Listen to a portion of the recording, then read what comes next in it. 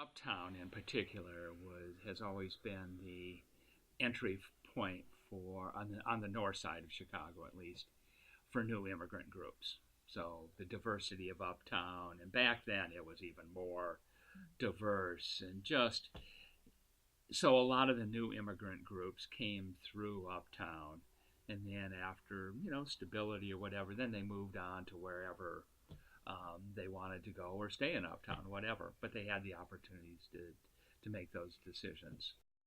So we were actually approached. We had a well established reputation doing very good youth community work in this area where they were resettling a lot, at that time, Southeast Asian refugees.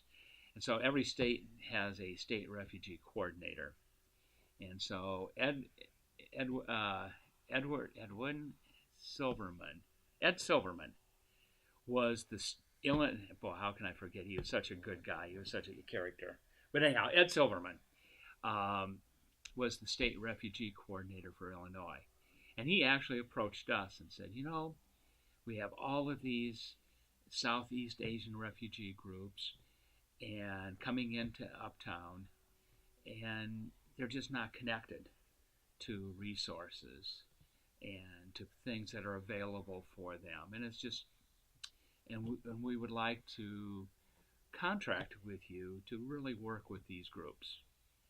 And and it was funny because that was kind of a soul searching of what we do. What are we about as alternatives? Because we didn't have a black youth program or a Latino youth program or a white. I mean, it was just youth and families.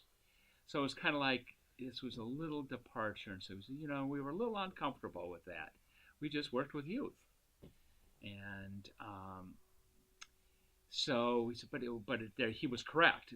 There was a need for this program. So yes, let's do it this way. There were all the ethnic organizations, but they were in existence in Uptown era at that time. So there was a very strong Vietnamese group and Cambodian, Lao, and so forth. So we said, but they were really focused in on adults, on getting the adult members employment, getting people housing, and just maneuvering, navigating through, institutions, education, medical, health, all of that. And so the youth were kind of ignored. So that's what Ed Silverman saw, approached us, and we said, great, we'd love to, but we don't want to do this long term. So we'll work with all the ethnic community organizations.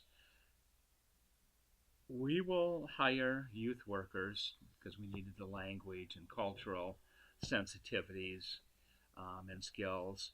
They were getting around, but they were isolated. They just weren't, So we went to McCormick Boys and Girls Club, and they said, sure, we'll partner with you.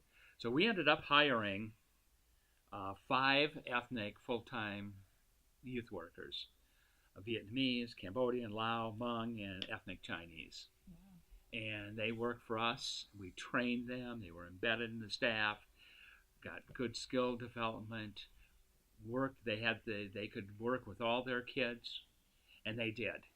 And then after the period of time, I think it was 3 years, then they were incorporated into their ethnic organizations and continuing the work.